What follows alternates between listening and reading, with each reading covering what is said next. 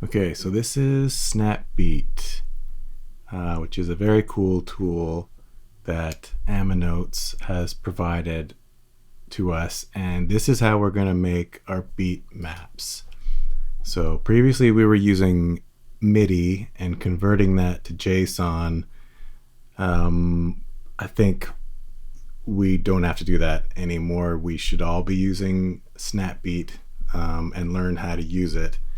I'm still learning how to use it, but I'm impressed so far. It's really quite cool. You'll start with no audio file, and you're going to want to load an audio file under the file menu. There won't be any notes or anything, and then under the game tab, we're working in Music Tiles 3. One of the other ones, I think there's a universal one, but right now I'm just working in Music Tiles 3. And then basically you've got some, functionality that I'm still kind of figuring out, but we're working at 120 BPM. The lanes we have is 4, which is music tiles. Basically, these are what are the most important, and they're short keys 1, 2, and 3 for a single note, a long note, and a curve note. Mostly working in single note, and then you've got the divisions here on the grid.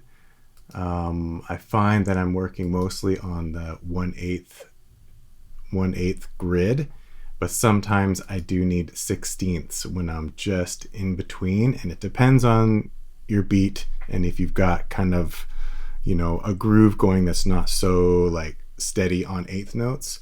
So I find that I'm usually on eighth notes, sometimes I'm on 16th, and then you can kind of scroll around up and down and match the waveform on some of these beats, and then you've got the exact kind of user interface of music tiles that scrolls along with it. So these short notes I've put in, and a long note. There's a curve note, which I've never done before in MIDI, but it seems really interesting. And that's basically it. It's going to take a little bit of time and probably some iteration just to go back and forth into the gameplay. But I really like the workflow. When you start punching in little like single note lanes, you'll see that this sometimes takes a second to refresh.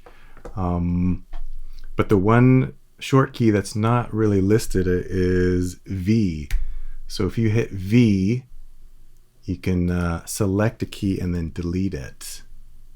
And select a key and delete it, and you can actually select ranges and copy and paste them.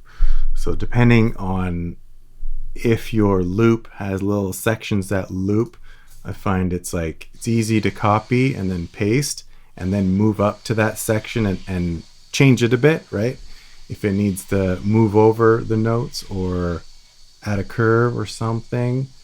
You can have auto scroll, although I turn it off.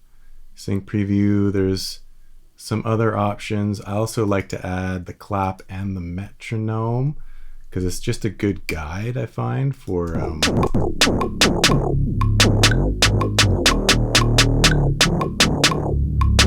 you get the metronome,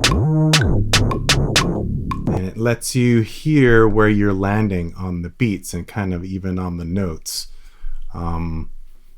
So this is just something that whoever's making beat maps is going to have to get acquainted with and kind of learn how to navigate and plot, and then you have this nice visual reference, which is really great. That's what was missing before.